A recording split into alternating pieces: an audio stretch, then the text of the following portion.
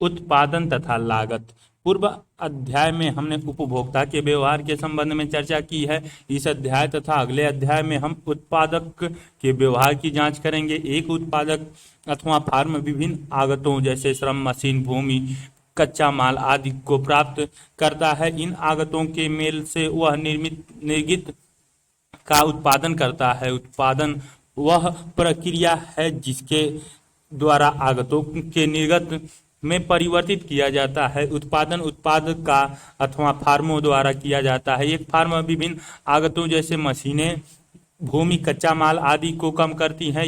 वह इन आगतों को निर्गत उत्पन्न करने में उपयोग करती हैं। यह निर्गत उपभोक्ताओं द्वारा उपयोग किया जा सकता है अथवा अन्य फार्मों द्वारा और आगे उत्पादन करने के लिए उपयोग किया जा सकता है। उदाहरणतः एक दर्जी एक सिलाई मशीन कपड़ा, धागा और अपने स्वयं के श्रम को कमीज बनाने के लिए उपयोग करता है। एक कृषक अपनी भूमि, श्रम, ट्रैक्टर, बीज, खाद, पानी आदि को गेहूं उत्पादन करने में उपयोग करता है।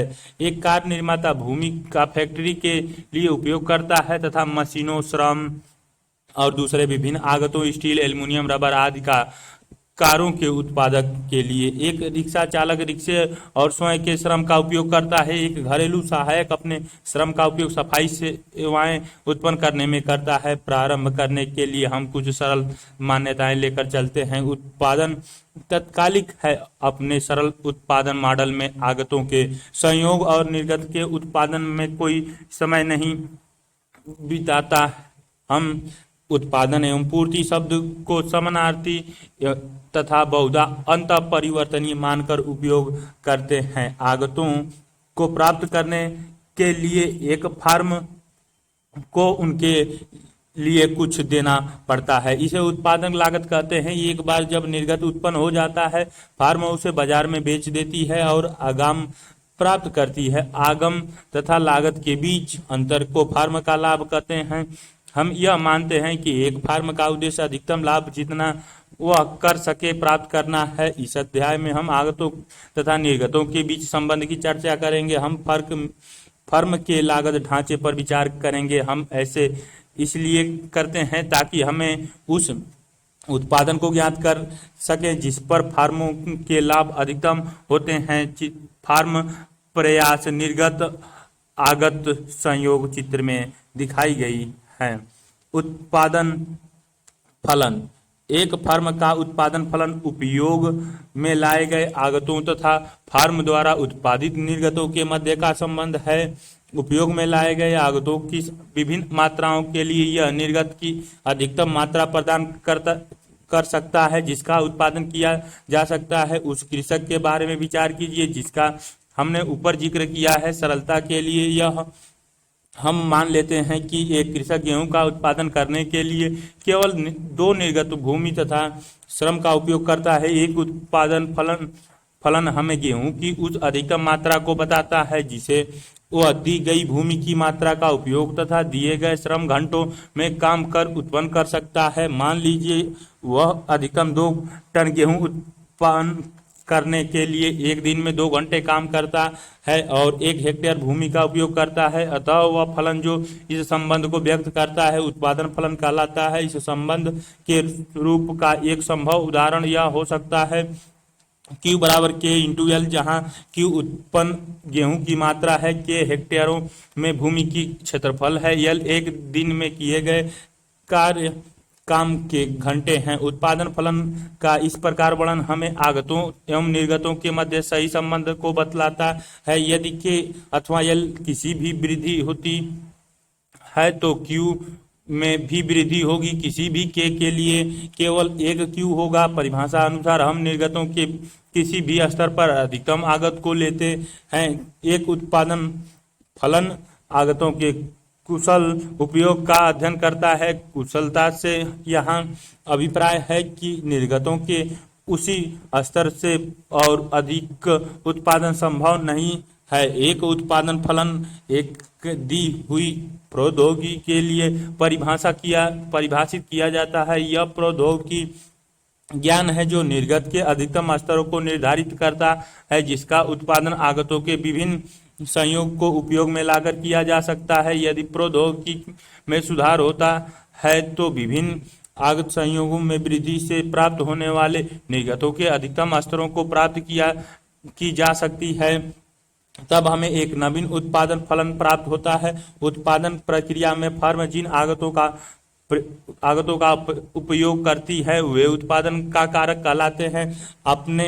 अपने निर्गत के उत्पादन के क्रम में एक फर्म कितने ही विभिन्न आगतों का प्रयोग कर सकती है, इस पर समय हम एक ऐसी फर्म पर विचार करेंगे जो केवल उत्पादन के दो कारकों श्रम एवं पूंजी हमारा उत्पादन फलन, इसीलिए हमें उसे अधिकतम उत्पादन की मात्रा Q को बतलाता। तालिका 3.1 उत्पादन फलन कारक पूंजी श्रम 0 1 2 3 4 5 6 0 0 0 0 0 0 ऊपर वाले 0 1 0 1 3 7 10 12 13 2 0 3 10 18 24 29 33 3 0 7 18 30 40 46 50 4 0 10 24 40 50 56 57 5 0 12 29 46 56 58 59 6 0 13 33 50 57 59 60 जो है इन दो उत्पादक के कारकों के श्रम यल और पूंजी के विभिन्न संयोग के उपयोग करने से प्राप्त किया जा सकता है। हम उत्पादन फलन को प्रकार व्यक्त कर सकते हैं Q बराबर के L कमा के, जहाँ यल श्रम है और के पूंजी और Q वह अधिकतम उत्पादन है जो उत्पन्न किया जा सकता है। तालिका 3.1 में उत्पादन फलन की एक संख्यात्मक उदाहरण दिया गया है। बाएं कॉलम श्रम की मात्रा दर्शाता है और तथा ऊपर की पंक्ति पूंजी की मात्रा दर्शाती है। जैसे जैसे हम किसी भी पंक्ति में दाईं तरफ जाते हैं पूंजी में वृद्धि होती है तथा जैसे जैसे हम किसी भी कॉलम में नीचे की तरफ जाते हैं तो श्रम में वृद्धि होती है। दोनों कारकों के विभिन्न मानों के लिए तालिका तंत्र रूपी निर्गत स्तर दर्शाती है। उदाहरण के तौर पर श्रम की एक इकाई तथा पूंजी की एक इकाई के साथ फर्म अधिक से अधिक निर्गत की एक इकाई श्रम की 2 इकाई तथा पूंजी की 2 इकाई के साथ वह निर्गत की 10 इकाई का श्रम की 3 इकाई तथा पूंजी की 2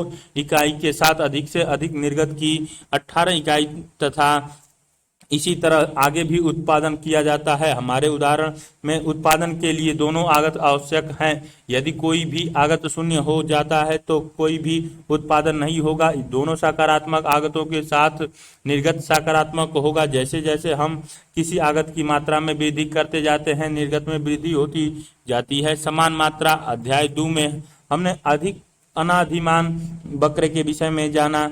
यहाँ हमने इसी प्रकार की एक संकल्पना जिसे समान मात्रा कहा जाता है का परिचय कराया है। यह केवल उत्पादन फलन का प्रतिनिधित्व करने का एक वैकल्पिक उपाय है जो आगतों कारक 1 तथा कारक 2 वाले एक उत्पादन फलन पर विचार कीजिए। एक समान मात्रा उन दो आगतों के समांक संयोग का सेट होता है जो कि समान अधिकतम संभावित स्तर का निर्गत प्राप्त करता है।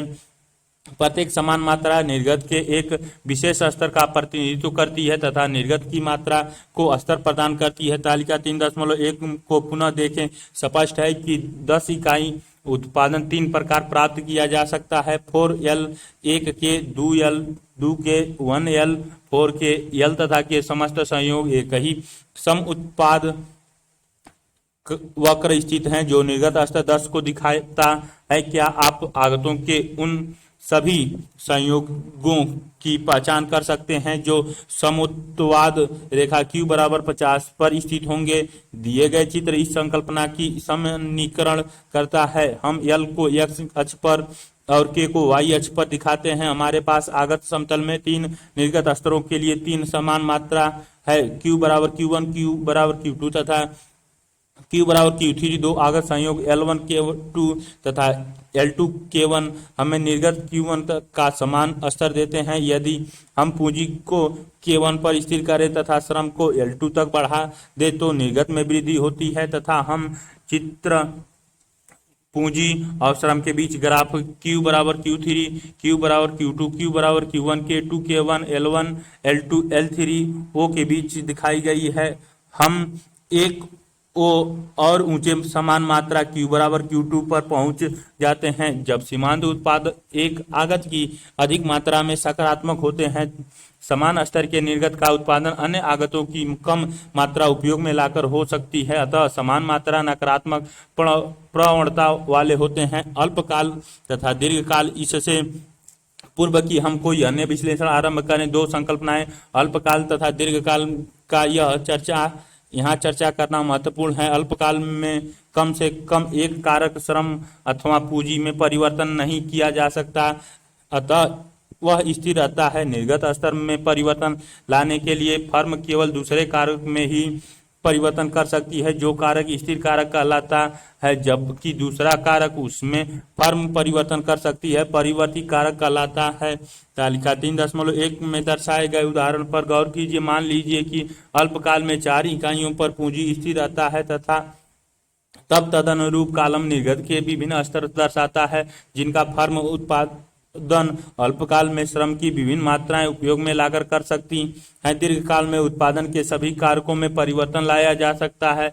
एक फर्म निर्गत के विभिन्न स्तरों का उत्पादन करने के लिए दीर्घकाल में दोनों कारकों में साथ साथ परिवर्तन ला सकती है। अतः दीर्घकाल में कोई भी स्थिर कारक नहीं है। किसी भी विशेष उत्पादन प्रक्रम में दीर्घकाल साधारणतः अल्पकाल की तुलना में एक दीर्घ समय अंतराल को प्रकट करता है। विभिन्न उत्पादन प्रक्रमों के लिए दीर्घकाल कालावधि भिन्न हो सकती है। अल्पकाल तथा दीर्घकाल को दिनों, महीनों तथा वर्षों के रूप में परिभाषित करना उचित नहीं है। हम दीर्घावधि तथा अल्पावधि को सामान्यतः इस दृष्टि को ध्यान में रखकर परिभाषित करते हैं कि सभी आगत परिवर्तित हैं अथवा नहीं। कुल उत्पाद, औसत उत्पाद तथा सीमांत उत्पाद। कुल उत्पाद, मान लीजिए हम एक आगत में परिवर्तन लाते हैं तथा अन्य आगतों को स्थिर रखते हैं, तब उस आगत के विभिन्न स्तरों से हम निर्गत के विभिन्न स्तर प्राप्त करते हैं। परिवर्ती आगत तथा परिवर्ती निर्गत के मध्य संबंध को अन्य सभी आगतों को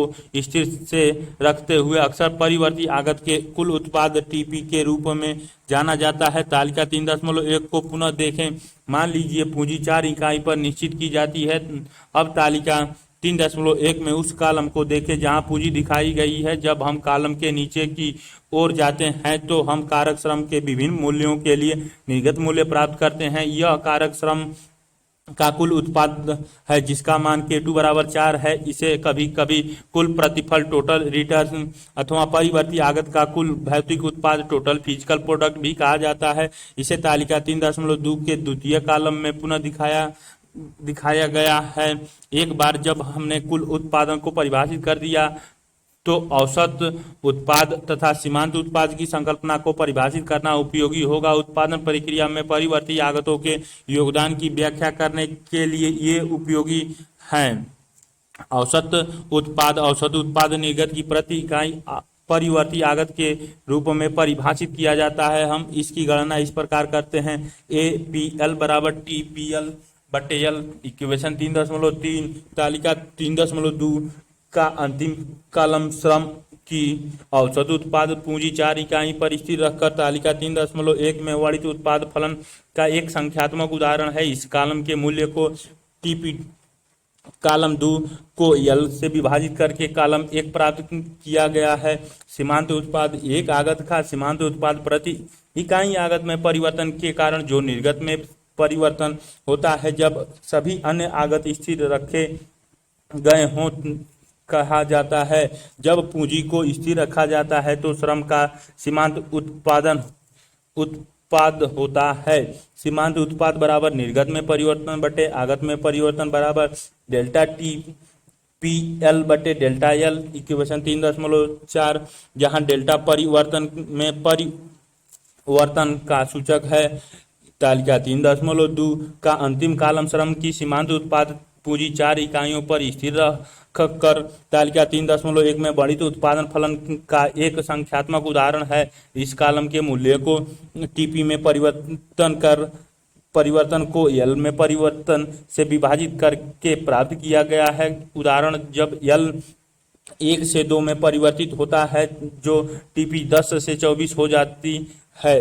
एम पी एल बराबर एल इकाइयों पर टीपी माइनस एल 1 इकाइयों पर टीपी 3.5, जहाँ टीपी में परिवर्तन बराबर 24 बराबर 10 बराबर 14, एल में परिवर्तन बराबर 1, श्रम की दूसरी इकाई की सीमांत उत्पाद 14/1 बराबर 14, तालिका 3.2 कुल उत्पाद सीमांत उत्पाद तथा औसत उत्पाद, श्रम कुल उत्पाद सीमांत उत्पाद एल तथा औसत उत्पाद एल, 0 0 1 10 10 10.00, 2 24 14 12.00, 3 40 16 13.33, 4 50 10 12.50, 5 56 06 11.206, 57 0 10 0 1 0 10 9.50, क्योंकि निर्गतों के मूल्य ऋणात्मक नहीं हो सकते। सीमांत उत्पादक पर आगत प्रयोग के शून्य स्तर अपरिभाषित रहता है। आगत के किसी भी स्तर पर एक आगत का औसत उत्पाद उस स्तर तक सभी सीमांत उत्पादों का औसत होता है। इसी प्रकार कुल उत्पाद सीमांत उत्पादों का योग होता है। प्रयोग के किसी भी स्तर पर एक आगत का औसत उत्पाद उस स्तर तक सभी सीमांत उत्पादों का औसत होता है। औसत तथा सीमांत उत्पाद अक्सर औसत तथा सीमांत प्रतिफल के रूप में क्रमशः परिवर्ती आगतों के लिए जाने जाते हैं। हासमान सीमांत उत्पाद नियम तथा परिवर्ती अनुपात नियम श्रम को x अक्ष पर तथा निर्गत को y अक्ष पर रखकर यदि हम तालिका 3.2 को ग्राफ पर चित्रित करें तो हमें इस चित्र को प्रदर्शित वक्र प्राप्त होते हैं। आइए देखते हैं कि टीपी का क्या हो रहा है। देखिए, श्रम आगत में वृद्धि के साथ टीपी बढ़ती है, परंतु जिस दर से यह बढ़ती है वह समान नहीं है। श्रम में 1 से 2 वृद्धि होने पर टीपी में 10 की वृद्धि होती है। श्रम में 2 से 3 वृद्धि होने पर टीपी में 12 की वृद्धि होती है। टीपी में वृद्धि की दर एमपी द्वारा दिखाई गई है। देखिए, एमपी पहले बढ़ती है श्रम की 3 इकाइयों तक और फिर गिरनी शुरू करती है। एमपी की इस प्रवृत्ति को यह पहले बढ़ती है तथा फिर गिरती है। परिवर्तनीय अनुपातों का नियम है अथवा समान सीमांत उत्पाद का नियम कहा जाता है। परिवर्ती उत्पादों का नियम बताता है कि एक आगत कारक का सीमांत उत्पाद प्रारंभ में बढ़ता है और एक निश्चित रोजगार के स्तर पर पहुंच कर गिरने लगता है।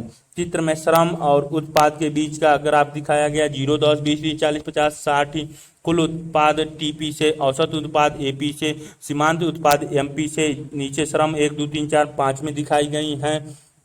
ऐसा क्यों होता है, इसको समझने के लिए पहले हम कारक अनुपातों की संकल्पना को परिभाषित करते हैं। कारक अनुपात उस अनुपात को बतलाता है जिसमें निर्गत उत्पन्न करने के लिए 2 कारकों को संयोजित किया जाता है। जैसे हम एक कारक आगत को स्थिर रखते हैं तथा दूसरे में निरंतर वृद्धि करते हैं तो कारक अनुपात में परिवर्तन आ जाता है। प्रारंभ में जैसे जैसे हम परिवर्ती आगत की मात्रा में वृद्धि करते हैं, कारक अनुपात उत्पादन के अधिकाधिक उपयुक्त होता जाता है तथा सीमांत उत्पाद में वृद्धि हो जाती है। परंतु प्रयोगकर्ता के एक विशेष स्तर के पश्चात उत्पादन प्रक्रम परिवर्ती आगत के साथ अत्यंत अस्त व्यस्त हो जाता है। मान लीजिए तालिका 3.2 उस कृषक के निर्गत को दिखाती है जिसके पास 4 हेक्टेयर भूमि है और वह यह तय कर सकता है कि वह कितना श्रम उपयोग करे तथा श्रमिकों के पास अकेले ही जोतने के लिए अत्यधिक भूमि है। जैसे जैसे वह श्रमिकों की संख्या में वृद्धि करता है, प्रति इकाई भूमि श्रम की मात्रा बढ़ती जाती है और प्रत्येक श्रमिक कुल निगित में अनुपात से अधिक वृद्धि करता है। इस स्थिति में सीमांत उत्पादक बढ़ जाता है। जब चौथे श्रमिक को लगाया जाता है तो भूमि पर भीड़ हो जाती है। प्रत्येक श्रमिक के पास कुशलता पूर्वक काम करने के लिए अपर्याप्त भूमि होती है, तब प्रत्येक श्रमिक द्वारा उत्पादन में वृद्धि अनुपातन कम होती है, सीमांत उत्पाद में होना शुरू हो जाती है। हम इन परीक्षणों को नीचे दिए गए अनुसार टीपी, एमपी तथा एपी वक्रों को संभालने के लिए उपयोग कर सकते हैं। कुल उत्पाद, सीमांत उत्पाद तथा औसत उत्पाद वक्र की आकृतियां अन्य आगतों को स्थिर रखते हुए एक आगत की मात्रा में वृद्धि के परिणाम स्वरूप सामान्यतः निर्गत में वृद्धि होती है। तालिका 3.2 दर्शाता है कि किस प्रकार कुल उत्पाद में परिवर्तन आता है। जैसे जैसे श्रम की मात्रा में वृद्धि होती है, आगत निर्गत समतल में कुल उत्पाद वक्र हर स्थिति में धनात्मक प्रवणता वाला वक्र होता है।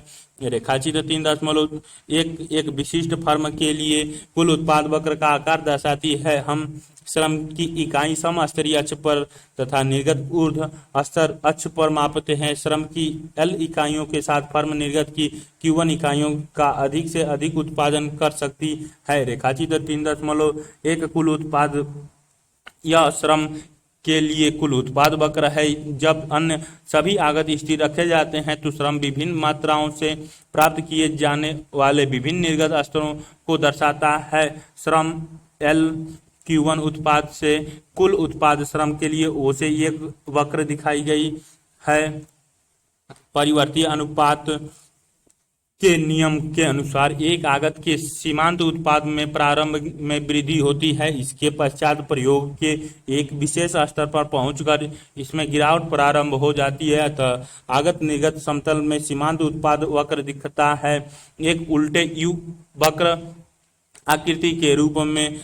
आइए अब हम देखते हैं कि औसत उत्पाद वक्र कैसे दिखता है। परिवर्ती आगत की पहली इकाई के लिए कोई सरलता से जांच सकता है कि सीमांत उत्पाद तथा औसत उत्पाद समान होते हैं। अब जैसे जैसे हम आगत की मात्रा में वृद्धि करते जाते हैं, सीमांत उत्पाद में वृद्धि होती जाती है। सीमांत उत्पादों के औसत होने के कारण औसत उत्पाद में भी वृद्धि होती है, परंतु सीमांत उत्पाद की तुलना में कम वृद्धि होती है। तब एक बिंदु के पश्चात सीमांत उत्पाद में गिरावट आनी आरंभ हो जाती है।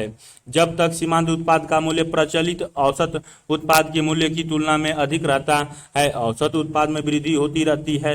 एक बार सीमांत उत्पाद में पर्याप्त रूप से गिरावट आ जाने पर इसका मूल्य प्रचलित औसत उत्पाद की तुलना में कम हो जाता है और बाद में भी औसत उत्पाद में गिरावट आरंभ हो जाती है। अतः औसत उत्पाद वक्र भी उल्टे यू की आकृति का होता है। जब तक औसत उत्पाद में वृद्धि होती रहती है, इस स्थिति में सीमांत उत्पाद औसत उत्पाद की तुलना में अधिक होता है, अन्यथा औसत उत्पाद में वृद्धि नहीं हो सकती। सामान्य रूप से जब औसत उत्पाद में गिरावट आती है, सीमांत उत्पाद को औसत उत्पाद की तुलना में आवश्यक रूप से कम होना चाहिए। इससे यह निष्कर्ष निकलता है कि सीमांत उत्पाद वक्र औसत उत्पाद वक्र को अधिकतम औसत उत्पाद के बिंदु से ऊपर से काटता है।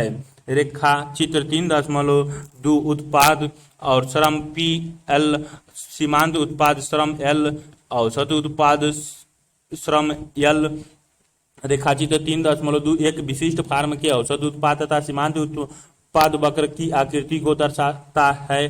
श्रम का औसत उत्पाद एल पर अधिकतम है। एल के बाईं ओर औसत उत्पाद में वृद्धि हो रही है तथा सीमांत उत्पाद औसत उत्पाद की तुलना में अधिक है। एल के दाहिनी ओर औसत उत्पाद में गिरावट आ रही है तथा सीमांत उत्पाद औसत उत्पाद की तुलना में कम है।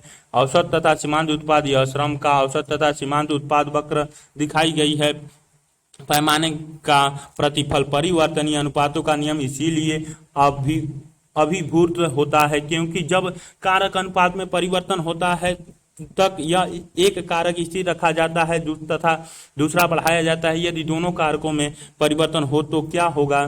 ध्यान रखिए कि ऐसा दीर्घकाल में ही हो सकता है। दीर्घकाल में एक विशेष स्थिति होती है जब दोनों कारकों को समान अनुपात में बढ़ाया जाता है अथवा कारकों को स्केल अप किया जाता है।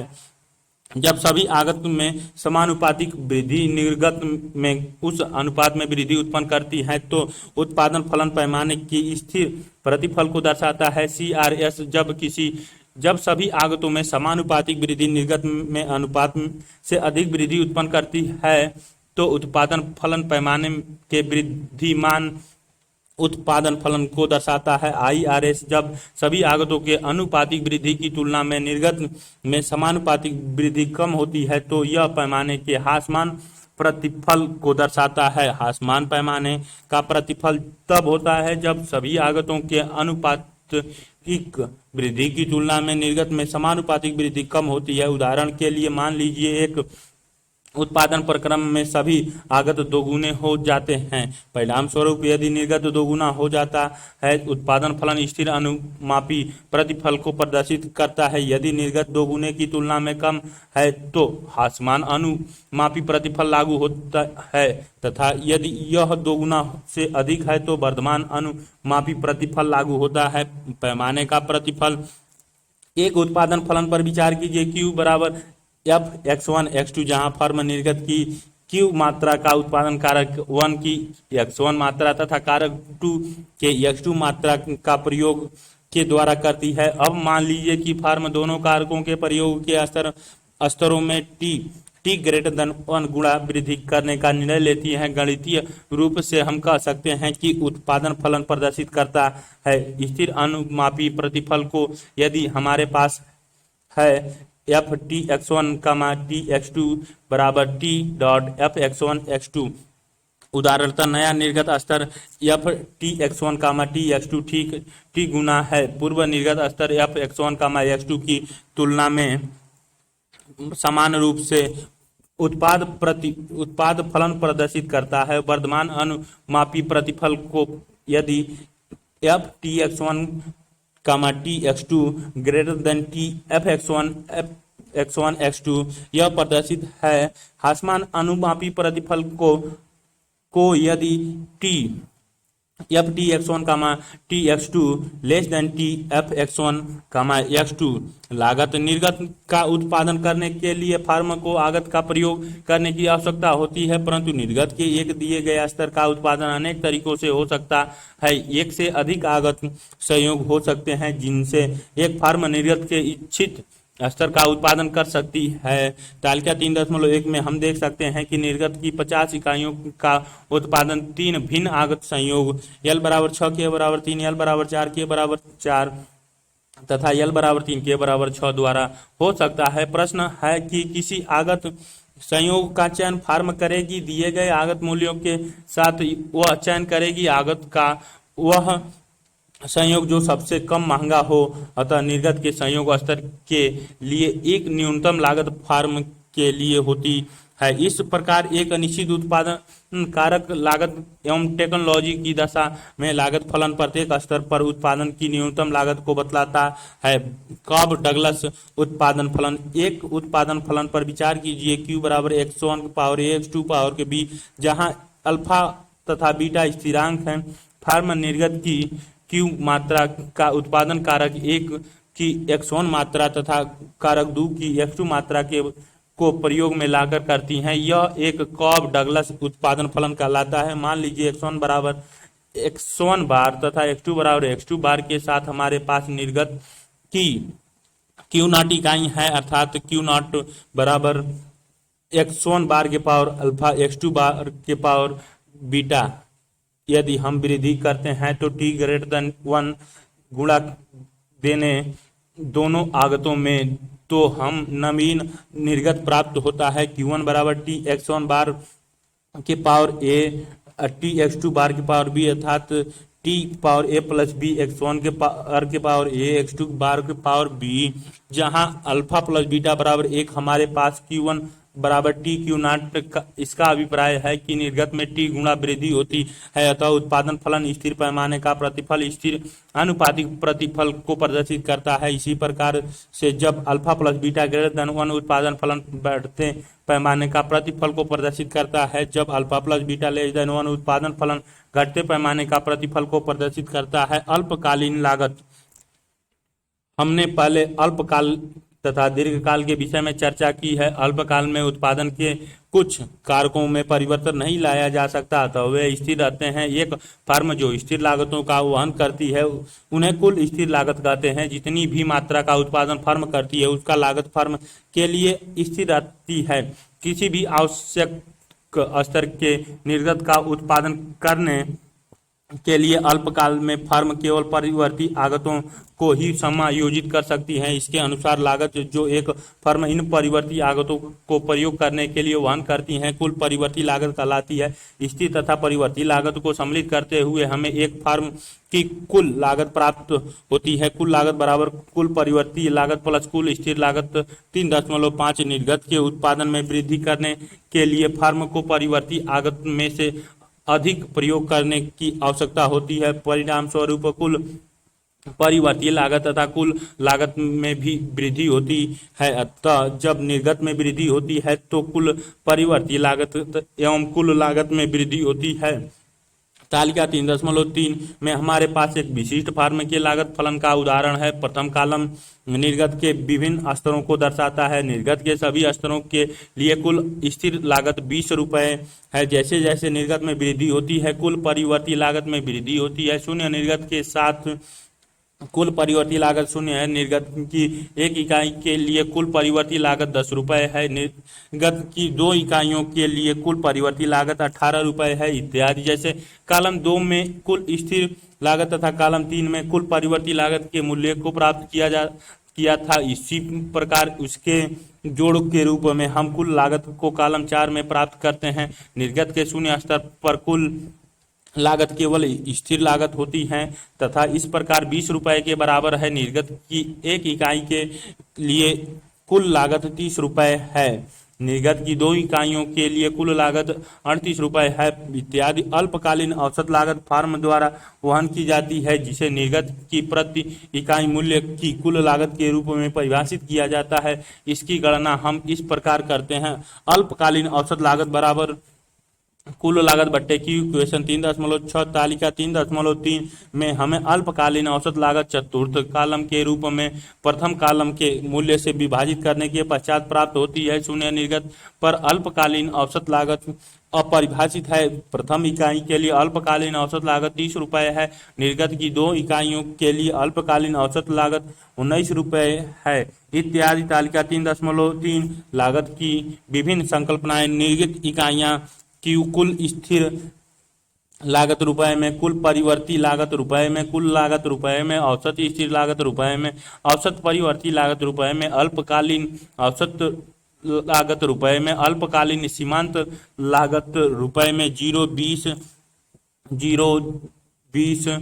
1, 20, 10, 30, 20, 10, 30, 10, 2, 20, 18, 38, 10, 9, 19, 8, 3, 20, 24, 44, 6.67, 8, 14.67, 6, 4, 20, 29, 49, 5, 7.24, 12.25, 5, 5, 20, 33, 53, 4, 6.6, 10.4, 4, 6, 20, 39, 59, 3.3, 3, 6.5, 9.8, 3, 6, 7, 20, 47, 67, 2.8, 6, 6.7, 9.5, 7, 8, 8, 20, 60, 80, 2.5, 7.5, 10, 13, 9, 20, 70, 95, 2.22, 8.33, 10.5, 5, 15, 10, 20, 95, 115, 2, 9.5, 11.5 और 20। इसी प्रकार से औसत परिवर्तीय लागत परिभाषित होती है। कुल परिवर्ती लागत प्रति इकाई निर्गत के रूप में हम इस प्रकार करते हैं। औसत कुल परिवर्ती लागत बराबर कुल परिवर्ती लागत बट्टे की इक्वेशन 3.7। इसके अलावा औसत स्थिर लागत है। औसत स्थिर लागत बराबर कुल स्थिर लागत बट्टे की इक्वेशन 3.8। स्पष्ट रूप से अल्पकालीन औसत लागत बराबर औसत परिवर्ती लागत प्लस औसत स्थिर लागत 3.9। तालिका 3.3 में हम अल्पकालीन स्थिर लागत प्रथम कॉलम के अनुरूप मूल्य द्वारा द्वितीय कॉलम के मूल्य में भाग देकर समान रूप से प्राप्त करते हैं। इसी प्रकार से हम तृतीय कॉलम के मूल्य को प्रथम कॉलम के मूल्य से विभाजित करके औसत परिवर्ती लागत कॉलम को प्राप्त करते है निर्गत के जीरो स्तर पर औसत स्थिर लागत और औसत परिवर्ती लागत अपरिभाषित होते हैं। निर्गत की प्रथम इकाई के लिए औसत स्थिर लागत 20 रुपये है तथा औसत परिवर्ती लागत 10 रुपये है। उन्हें जोड़कर हम अल्पकालीन औसत लागत 30 रुपये के बराबर प्राप्त करते हैं। अल्पकालीन सीमांत लागत परिभाषित की जाती है कुल लागत में परिवर्तन प्रति इकाई निर्गत में परिवर्तन के रूप में। अल्पकालीन सीमांत लागत बराबर कुल लागत में परिवर्तन बटे निर्गत में परिवर्तन बराबर डेल्टा कुल लागत बटे डेल्टा की इक्वेशन 3.10, जहां डेल्टा चर के मूल्य में परिवर्तन का प्रतिनिधित्व करता है। तालिका 3.3 का अंतिम कॉलम अल्पकालीन सीमांत लागत की गणना का एक संख्यात्मक उदाहरण प्रस्तुत करता है। इस कॉलम के मूल्यों की गणना प्रत्येक निर्गत पर कुल लागत में परिवर्तन को निर्गत में परिवर्तित से भाग देकर प्राप्त की जाती है। Q बराबर 5 कुल सीमांत लागत में परिवर्तन बराबर TC कामा Q बराबर 5 पर माइनस TC, Q बराबर 4 पर इक्वेशन 3.11 अर्थात 53 माइनस 49 बराबर 4 अर्थात Q में परिवर्तन बराबर 1 कुल सीमांत लागत बराबर 4 बटे 1 बराबर 4। ठीक उसी प्रकार सीमांत लागत उत्पाद की तरह ही सीमांत लागत भी निर्गत के शून्य स्तर पर अपरिभाषित है। जहां यहाँ यह ध्यान देना महत्वपूर्ण है कि अल्पकाल में स्थिर लागत में परिवर्तन नहीं लाया जा सकता। जब हम निर्गत के स्तर में परिवर्तन करते हैं जो कि परिवर्तन कुल लागत में होता है वह पूरी तरह से कुल परिवर्ती लागत में परिवर्तन के कारण होता है। अतः निर्गत की एक अतिरिक्त इकाई के उत्पादन में वृद्धि के कारण जो कुल परिवर्तन लागत में वृद्धि होती है वही अल्पकाल में सीमांत लागत है। निर्गत के किसी भी स्तर के लिए सीमांत लागतों का उस स्तर तक कुल जोड़ हमें उस स्तर पर कुल परिवर्ती लागत देता है। कोई भी इस तालिका 3.3 में दर्शाए गए उदाहरण से समझ सकता है। निर्गत के किसी स्तर पर औसत परिवर्तित लागतें सभी सीमांत लागतों का औसत से ऊपर होती है। तालिका 3.3 में हम देखते हैं कि जब निर्गत शून्य है तो अल्पकालीन सीमांत लागत अपरिभाषित है। निर्गत की प्रथम इकाई के लिए अल्पकालीन सीमांत लागत 10 रुपये है, द्वितीय इकाई के लिए अल्पकालीन सीमांत लागत 8 रुपये है तथा यह क्रम इसी प्रकार चलता रहता है। अल्पकालीन लागत वक्र की आकृति अब हम देखते हैं कि यह अल्पकालीन लागत वक्र कैसे दिखाई देते हैं। तालिका 3.3 में दिए गए समंकों को x अक्ष पर उत्पाद और y अक्ष पर लागतों को दिखा सकते हैं। पहले इसकी विवेचना की गई थी कि निर्गत के उत्पादन में वृद्धि करने के लिए फर्म को अधिक परिवर्ती आगतों के प्रयोग करने की आवश्यकता होती है। इसका परिणाम होता है कुल परिवर्ती लागत में वृद्धि तथा इसी प्रकार कुल लागत में वृद्धि होती है। अतः जैसे जैसे निर्गत में वृद्धि होती है कुल परिवर्तित लागत तथा कुल उत्पाद में वृद्धि होती जाती है। कुल स्थिर लागत यद्यपि स्वतंत्र है उत्पादित निर्गत की मात्रा से तथा उत्पादन के सभी स्तरों पर यह स्थिर रहती है। रेखाचित 3.3 लागत निर्गत C1 C2 C3 O Q1 कुल लागत कुल परिवर्ती लागत कुल स्थिर लागत चित्र में दिखाई गई है। यह कुल स्थिर लागत है। एक फर्म के लिए कुल परिवर्ती लागत तथा कुल लागत वक्र कुल लागत तथा कुल स्थिर लागत तथा कुल परिवर्ती लागत का उग्रता जोड़ है। रेखाचित्र 3.3 दर्शाती है कि कुल स्थिर लागत कुल परिवर्ती लागत तथा कुल लागत वक्र का आकार एक विशिष्ट फर्म के लिए है। हम उत्पाद को x अक्ष पर तथा लागत को y अक्ष पर दिखाते हैं। कुल स्थिर लागत स्थिर है जो मूल्य C1 लेता है जो निर्गत में परिवर्तन के साथ परिवर्तित नहीं होता है। अतः यह एक समस्तरीय सीधी रेखा है जो लागत अक्ष के बिंदु C1 पर काटती है। Q1 पर परिवर्ती लागत है C2 तथा कुल लागत C3 औसत स्थिर लागत कुल स्थिर लागत का अनुपात Q है। कुल स्थिर लागत स्थिर है। अतः जैसे जैसे Q में वृद्धि होती है औसत स्थिर लागत घटती जाती है। जब निर्गत शून्य के अत्यधिक निकट होता है स्थिर औसत स्थिर लागत माने ढंग से बड़ा होता है तथा निर्गत जैसे जैसे अनंत की ओर बढ़ता है औसत स्थिर लागत शून्य की ओर बढ़ती है। औसत स्थिर लागत वक्र वास्तव में एक आयताकार अतिपरवलय है। यदि हम निर्गत के किसी भी मूल्य Q को उससे संबंधित औसत स्थिर लागत से गुणा करें तब हम सदैव एक स्थिर कुल स्थिर लागत प्राप्त करते हैं। रेखाचित 3.4 लागत FCQ1O औसत स्थिर लागत निर्गत औसत स्थिर लागत औसत स्थिर लागत वक्र है।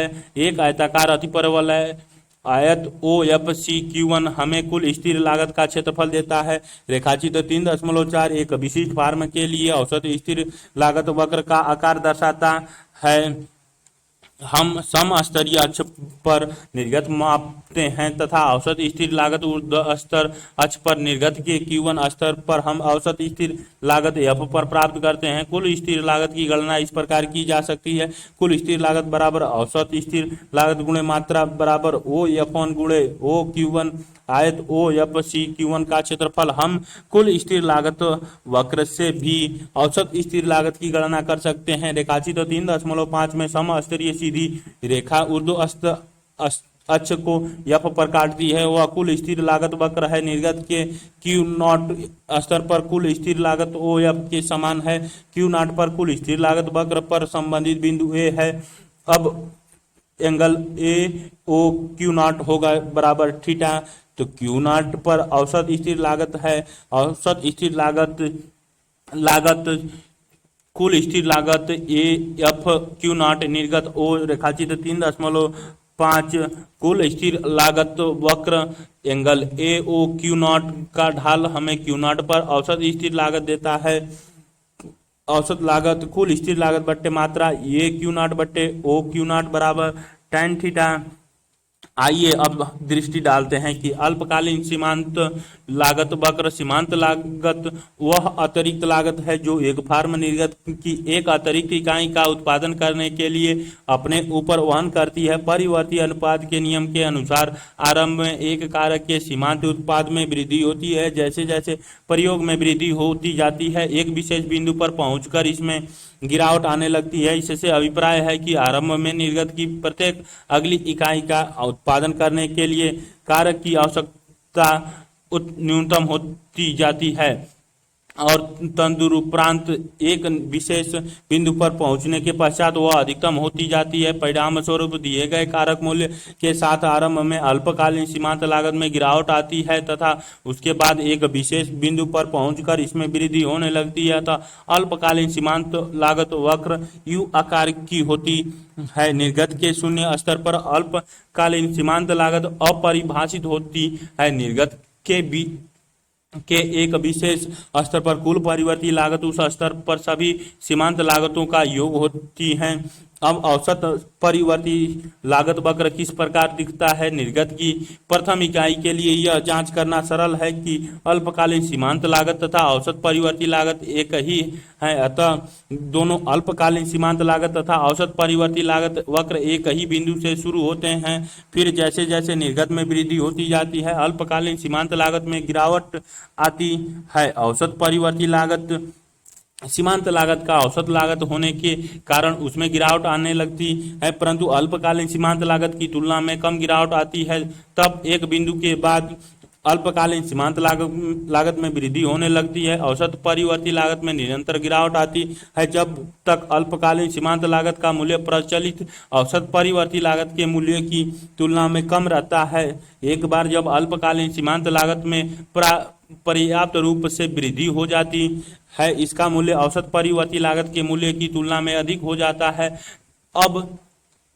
तब औसत परिवर्ती लागत में वृद्धि अपनी आरंभ हो जाती है। औसत परिवर्ती लागत वक्र U आकार का होता है।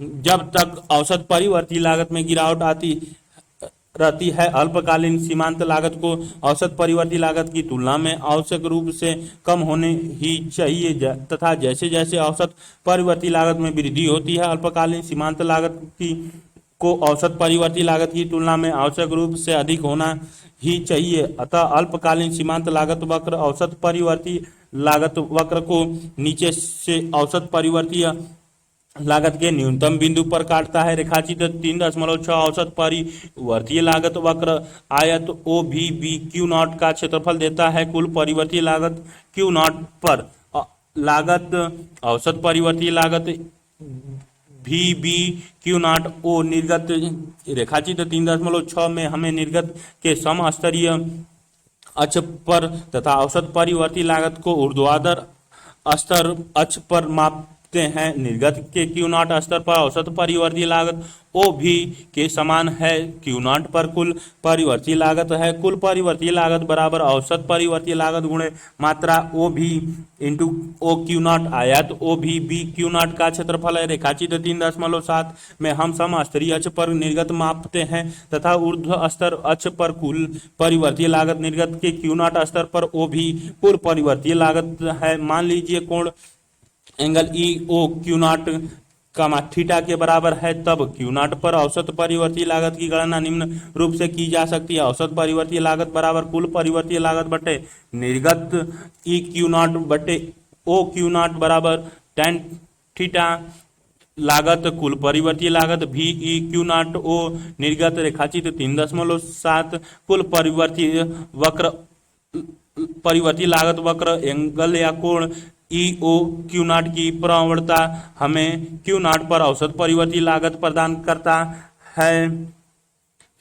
आइए अब अल्पकालीन औसत लागत पर दृष्टि डालते हैं। अल्पकालीन औसत लागत औसत परिवर्ती लागत तथा औसत स्थिर लागत का जोड़ है। आरंभ में दोनों औसत परिवर्ती लागत तथा औसत स्थिर लागत में गिरावट आती है जैसे जैसे निर्गत में वृद्धि होती है। अतः अल्पकालीन औसत लागत में आरंभ में गिरावट आती है। ए भी सी बढ़ने लगती है लेकिन ए एफ सी लगातार गिरती रहती है। प्रारंभ में ए एफ सी में गिरावट ए बी सी की वृद्धि की अपेक्षा अधिक होती है और एस ए सी अभी भी गिरी रही है, परंतु उत्पादन के एक स्तर के पश्चात ए बी सी में वृद्धि ए एफ सी की गिरावट की अपेक्षा अधिक है। इस बिंदु के बाद से आगे एस ए सी बढ़ रही है। एस ए सी वक्र इसीलिए यू आकार का होता है। यह औसत परिवर्ती अल्पकालीन लागत वक्र के ऊपर ऊर्ध्व स्तर भिन्नता के साथ स्थित होता है जो औसत स्थिर लागत के मूल्य के समान है। अल्पकालीन औसत लागत वक्र का न्यूनतम बिंदु दाहिनी ओर स्थित है।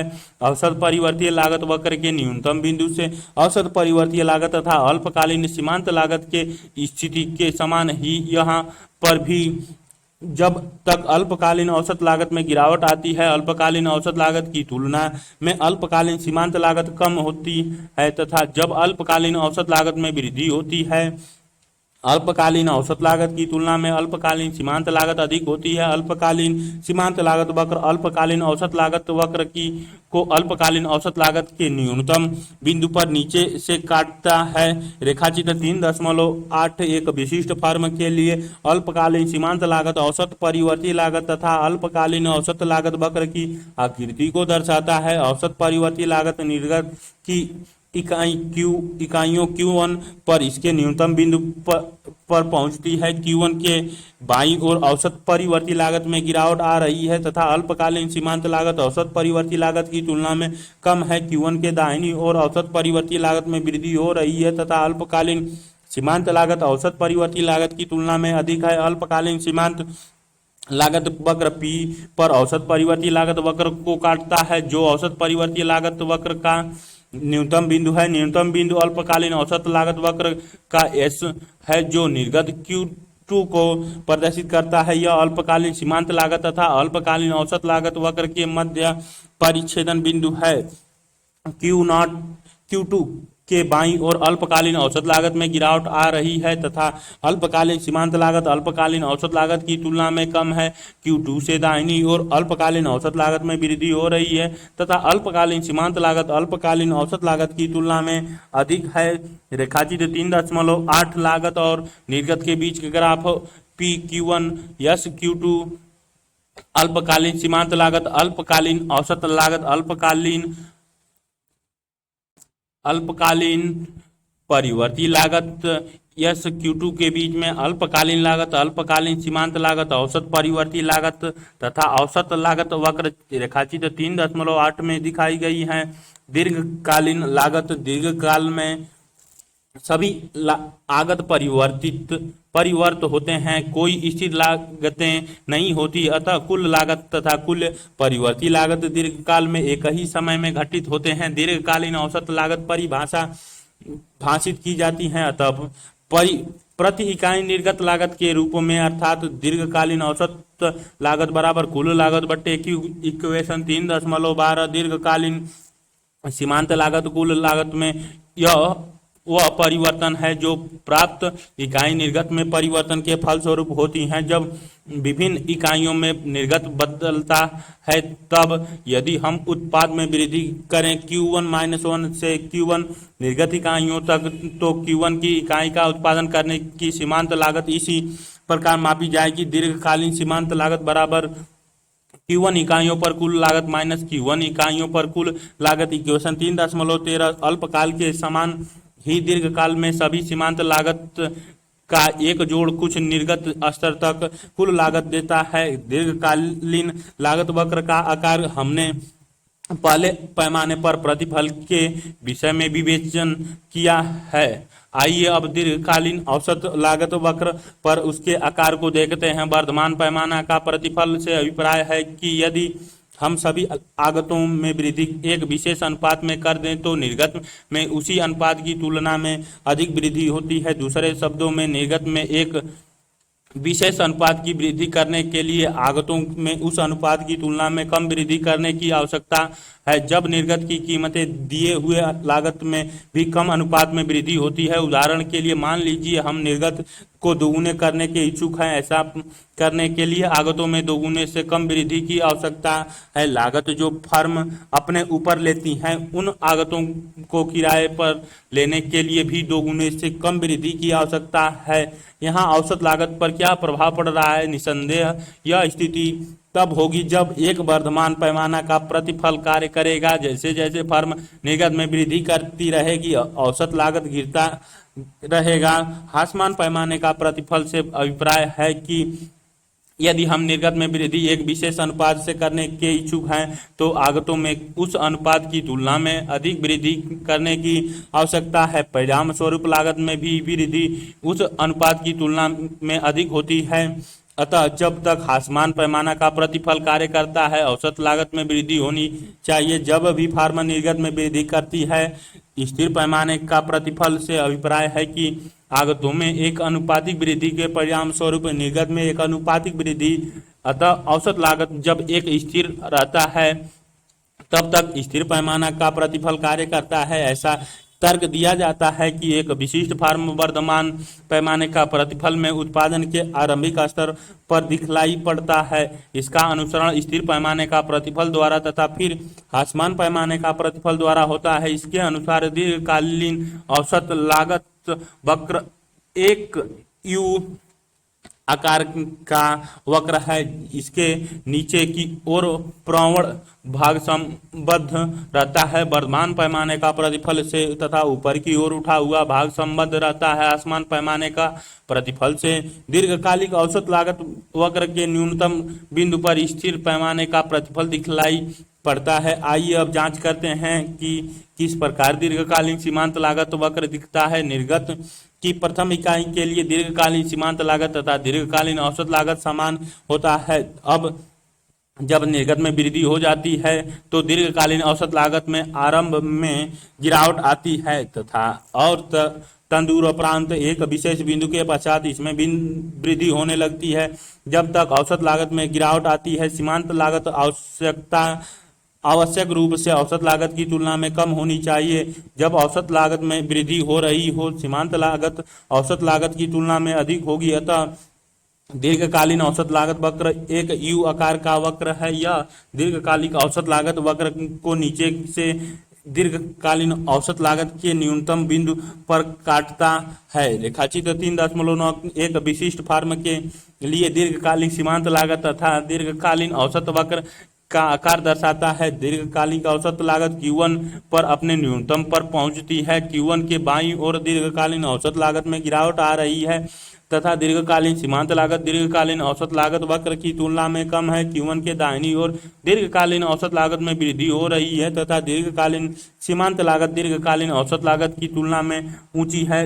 रेखाचित्र 3.9 लागत और निर्गत के बीच में दीर्घकालीन सीमांत लागत M दीर्घकालीन औसत लागत Q1O के बीच में दिखाई गई है। दीर्घकालीन लागत, दीर्घकालीन सीमांत लागत तथा औसत लागत वक्र का प्रदर्शित किया गया है। सारांश, आगतों के विभिन्न सम्मिश्रण के लिए उत्पादन फलन निर्गत की अधिकतम मात्रा दर्शाता है जिस पर उत्पादन संभव है। अल्पकाल में कुछ आगतों में परिवर्तन नहीं किया जा सकता है, दीर्घकाल में सभी आगतों में परिवर्तन किया जा सकता है। कुल उत्पाद परिवर्तित आगतों तथा निर्गत से संबंधित है। ऐसी स्थिति में जब एक अन्य सभी आगतों को स्थिर रखा जाए, एक आगत के प्रयोग के किसी भी स्तर के लिए सीमांत उत्पादों को कुल जोड़ उस आगत की प्रति इकाई प्रयोग के स्तर पर उस आगतों के लिए कुल उत्पाद प्रदान करता है। सीमांत उत्पाद तथा औसत उत्पाद वक्र दोनों उल्टे यू के आकार में है। सीमांत उत्पाद वक्र औसत उत्पाद वक्र को ऊपर से औसत उत्पाद वक्र के अधिकतम बिंदु पर काटता है। निर्गत का उत्पादन करने के लिए फर्म सबसे कम लागत वाले आगत संयोग का चयन करती है। कुल लागत कुल परिवर्ती लागत तथा कुल स्थिर लागत का जोड़ है। औसत लागत जोड़ है औसत परिवर्ती लागत तथा औसत स्थिर लागत का। औसत स्थिर लागत वक्र नीचे की ओर प्रवणता वाली है। अल्पकालीन सीमांत लागत, औसत परिवर्ती लागत तथा अल्पकालीन औसत लागत वक्र यू आकार के होते हैं। अल्पकालीन सीमांत लागत वक्र औसत परिवर्ती लागत वक्र को नीचे से औसत परिवर्ती लागत के न्यूनतम बिंदु पर काटता है। अल्पकालीन सीमांत लागत वक्र अल्पकालीन औसत लागत वक्र को नीचे से अल्पकालीन औसत लागत के न्यूनतम बिंदु पर काटता है। निर्गत के किसी भी स्तर के लिए अल्पकाल में सीमांत लागतों की कुल जोड़ हमें उस स्तर तक कुल परिवर्ती लागत प्रदान करता है। अल्पकालीन परिवर्ती लागत वक्र के अंदर का क्षेत्रफल निर्गत के किसी भी स्तर तक हमें उस स्तर तक के लिए कुल परिवर्ती लागत देता है। दीर्घकालीन औसत लागत तथा दीर्घकालीन सीमांत लागत दोनों वक्र यू आकार के होते हैं। दीर्घकालीन सीमांत लागत वक्र दीर्घकालीन औसत लागत वक्र को नीचे से दीर्घकालीन औसत लागत के न्यूनतम बिंदु पर काटता है। उत्पादन फलन दीर्घकाल सीमांत उत्पादन ह्रासमान सीमांत उत्पादन नियम लागत फलन अल्पकाल कुल उत्पाद औसत उत्पाद परिवर्ती अनुपात का नियम पैमाने का प्रतिफल सीमांत लागत औसत लागत।